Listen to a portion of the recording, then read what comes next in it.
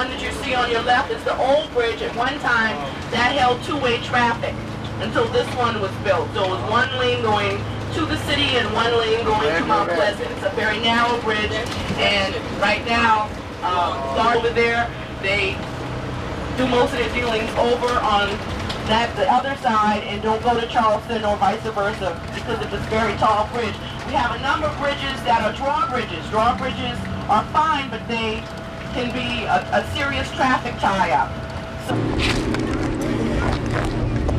what body was it? Yeah.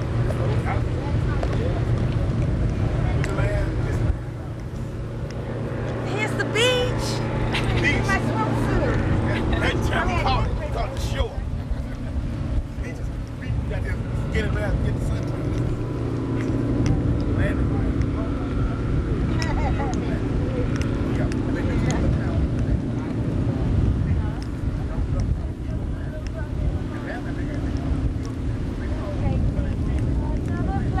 What it reminds me of Tennessee.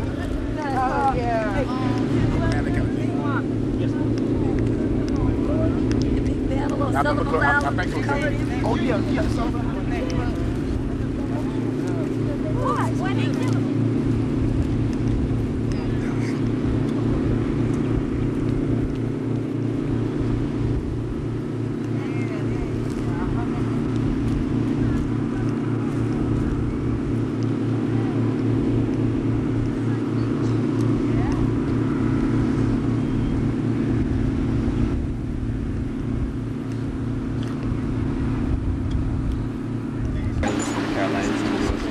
yes, I've seen it.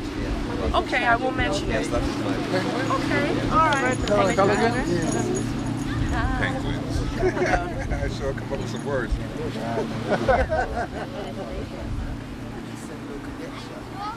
You trying to do some local cadets? Yeah, I know how they were. But they were from the Confederacy. Like you On what? on any of the tours. Well, I can refer you to some books, but everything's...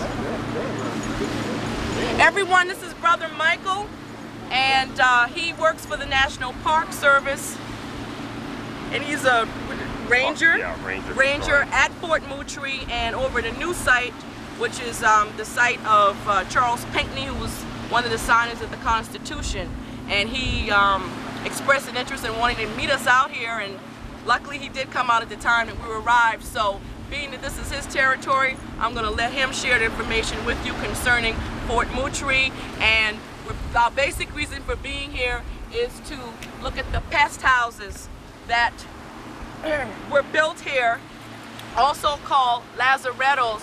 The pest houses is where ships were required to dock so that any persons on board the slave ships could be held there in quarantine.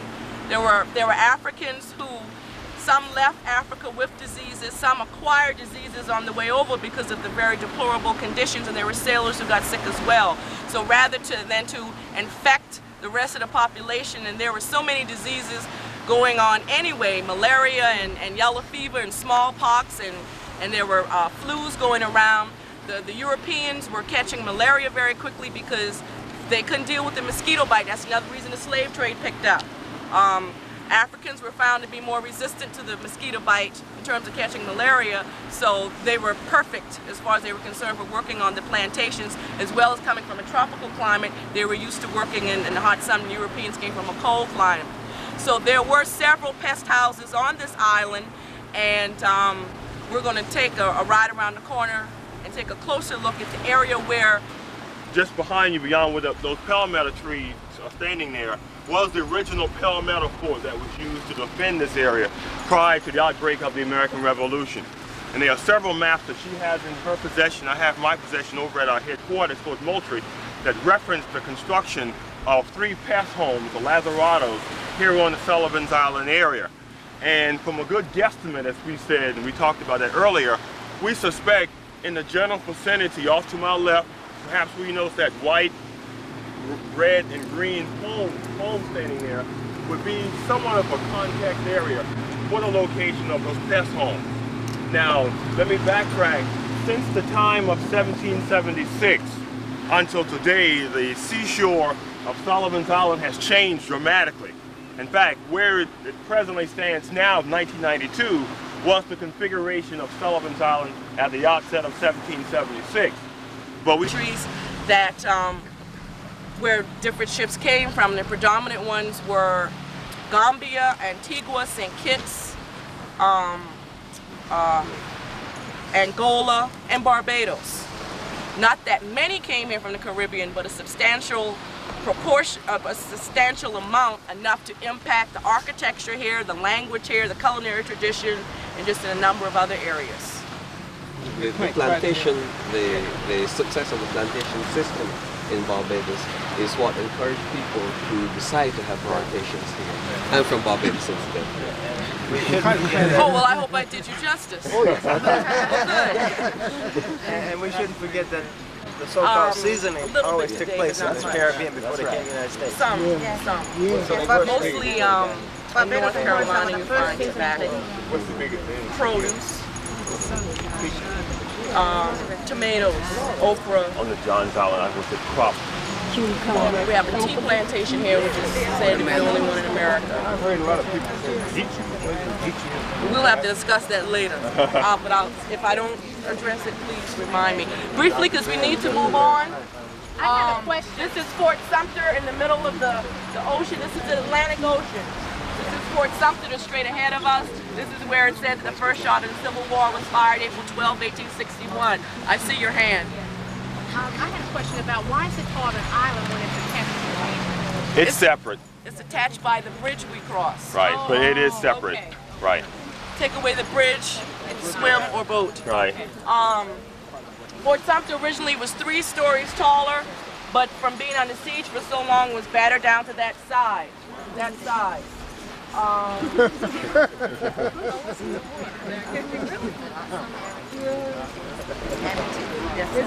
What's on the left? Over on is that a barge? I think that's a barge out there. Yeah, it is. Now the landmass over here, behind the 3 buoys, is Morris Island, Right. which everyone knows because of the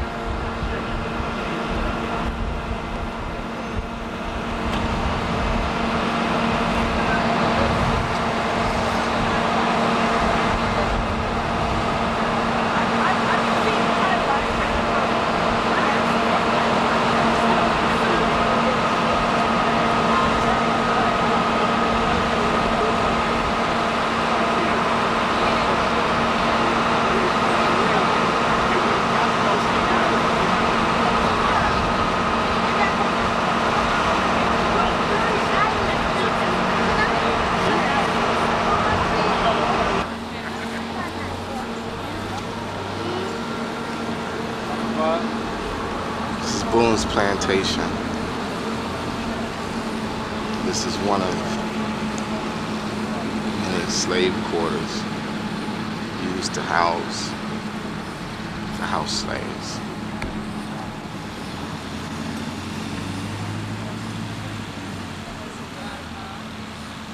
Hear the voices.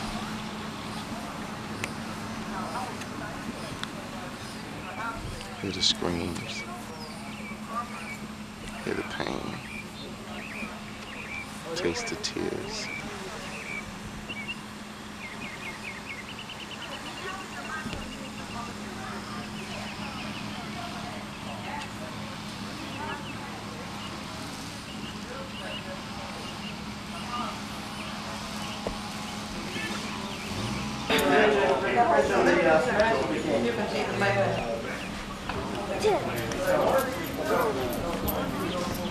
This is the shots, brother. What you doing?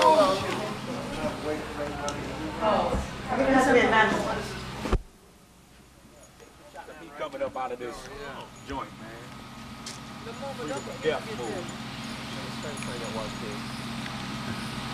What is this called?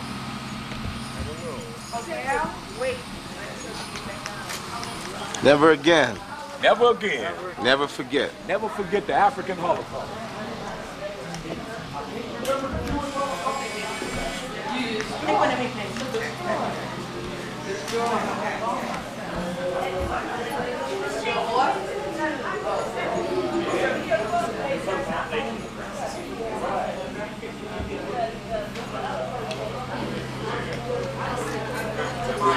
I just bring my camera.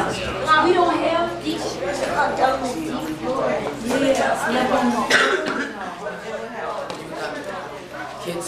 Because you know, they said they're going to be filming.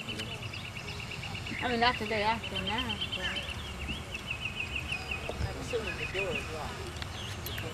Why are we not going up there? I'm going up there. Yeah, I'm going up there. We didn't have much time. Oh yeah, I'm going up. Yeah, a reclamation. A reclamation.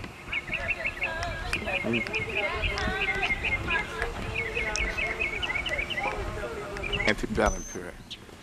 And you want to go in the house? Sure. And you know, when you think about it, you know, we were used to 80-degree temperatures year round, and had to live in shacks in the wintertime. Was it? The house tours start on the front porch. On the front porch? Yeah. Okay. There'll be one starting right now. So We're not going to do the tour. We just want to see what it looks like on the inside. I can't let you in there unless you go on the tour. Is that right? Yeah, I'm sorry. And there's no filming in there either. Okay. The tour's not, I mean, y'all want Okay, to okay. go. Yeah, we're not gonna be here. We're not gonna be here that long. We're not going to We're be not here even long. have 10 minutes. We don't even have that.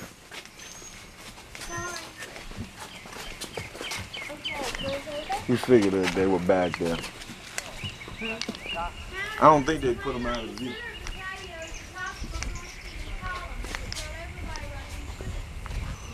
Who in the hell want to hear that shit anyway? Who cut it though? Right. The Russians ain't had no technology. They ain't know how to construct nothing. Yeah, it goes all the way around. Miss Ann is in the out. We want to in the back. Go ahead, that Shane. Right. Yeah.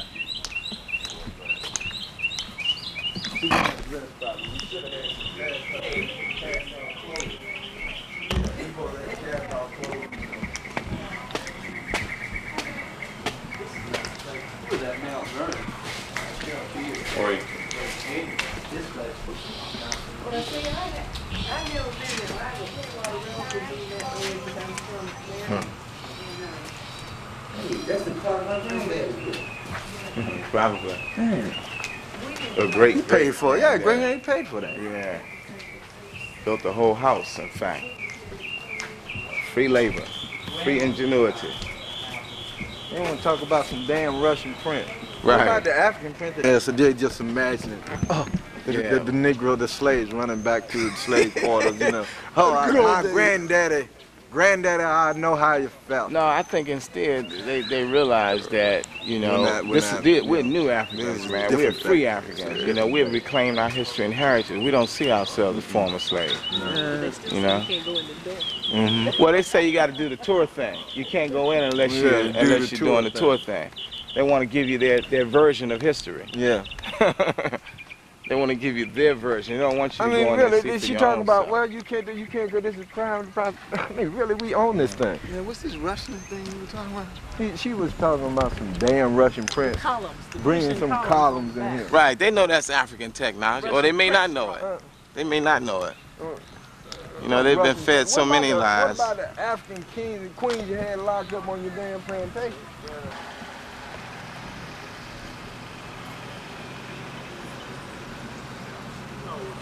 You shouldn't write it off as no, they're not going to do it. You never know if you try. Yeah, you never know. Yeah.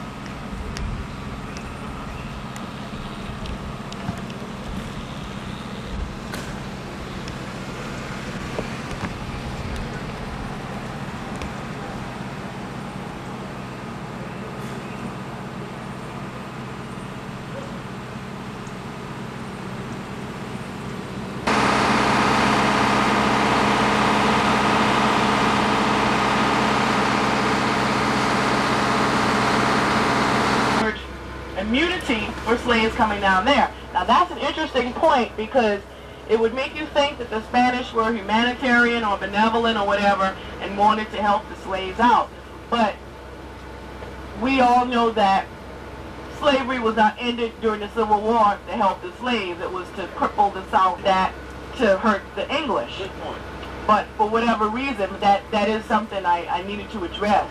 But for whatever reason, on down what is now Highway 17 South, they had 2 drums with them. And it said, and I've never seen it documented, but it might, I'm sure it's there, just need to continue digging. It said the drum was outlawed in South Carolina as a result of this insurrection. Because the drum was used as a communication tool. The drum was powder, part of the supplies that they needed. And then they progressed on down Highway 17 South. You hear the drum beating, and that particular drum is a talking drum from Nigeria. This is the same type of instrument to maneuver in woods. We know what plants to eat, which ones to use as medicines, which animals to eat, you know how to listen to the language of the animals and the insects in order to survive. The Europeans didn't like woods. That's why, for example, 2 differences in burial practices are obvious, whereas Africans have jungle burials to keep the spirits in of the distant 80s.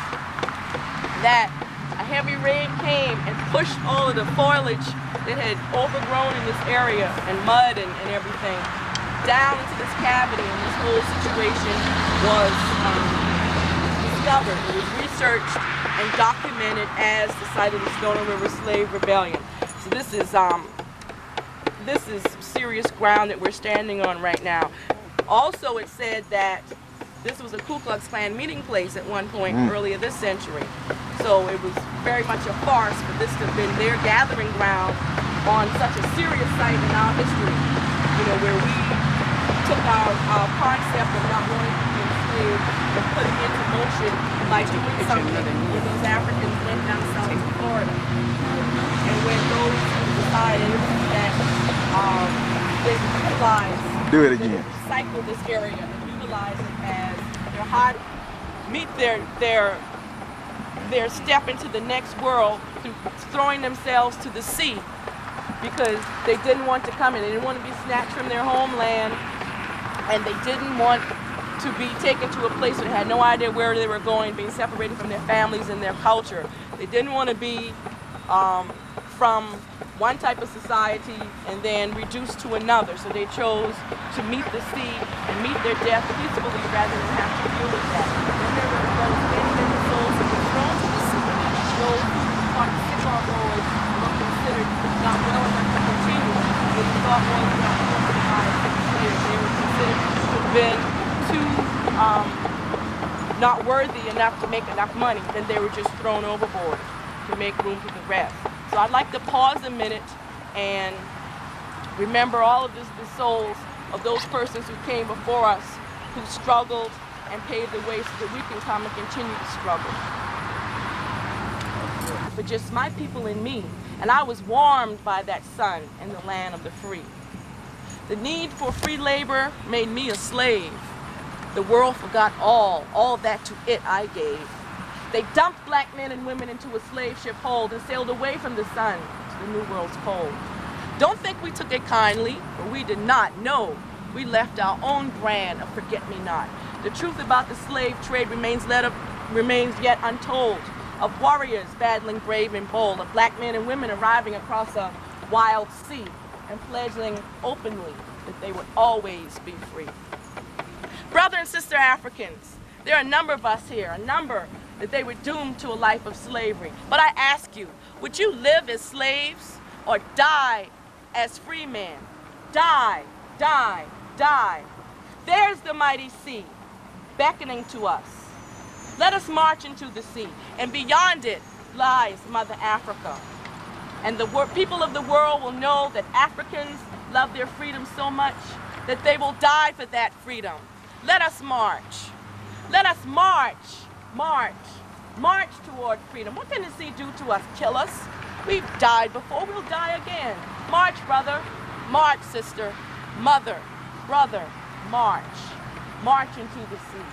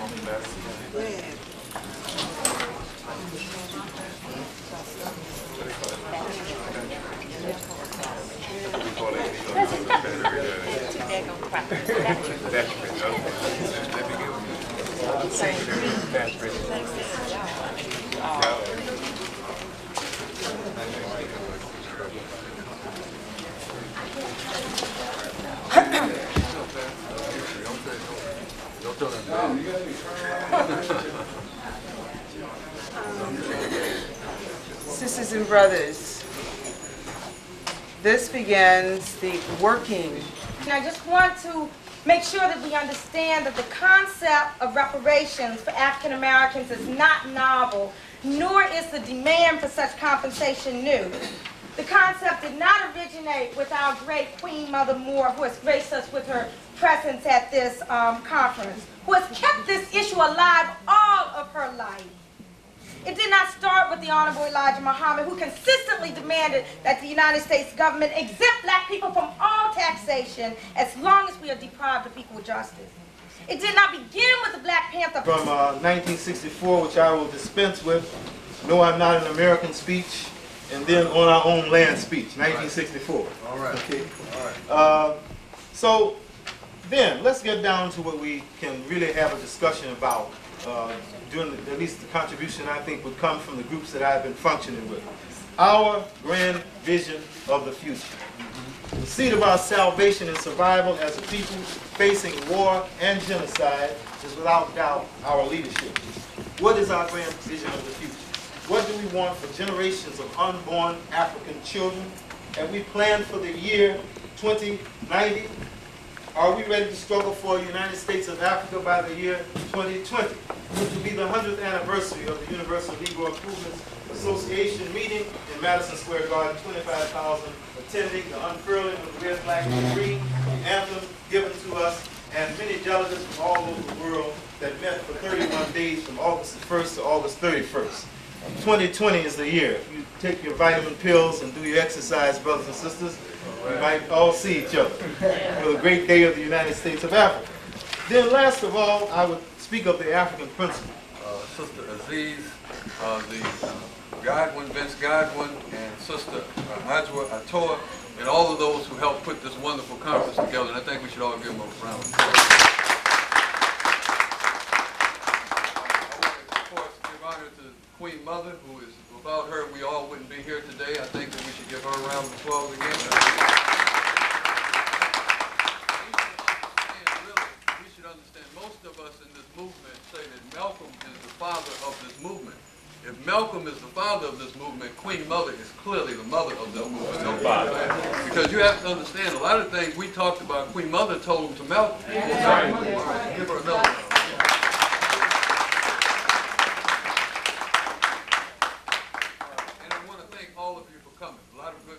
Out there, whole home folks, homeboy Ray Jenkins and Sister Cheryl Land, and a lot of good people from Detroit as well as from across our national territory here in the South. I think it's a critical question that we speak to today, and I've come here today to help present this along with my comrades from the New African People's Organization from across our national territory. We talk about reparations, and I'd like to make 4 particular points about reparations and some sub-points connected to those points. First of all, we talk about reparations. It's important that we always define that we talk about. A lot of times we talk about things and we half define them or half understand them, and so we have a half quote. It means that we have to take a political, an economic, and a cultural look at reparations. Reparations is just not a matter of getting a few dollars, or even a whole lot of dollars. Reparations means that the whole structure, which was damaged when you started out,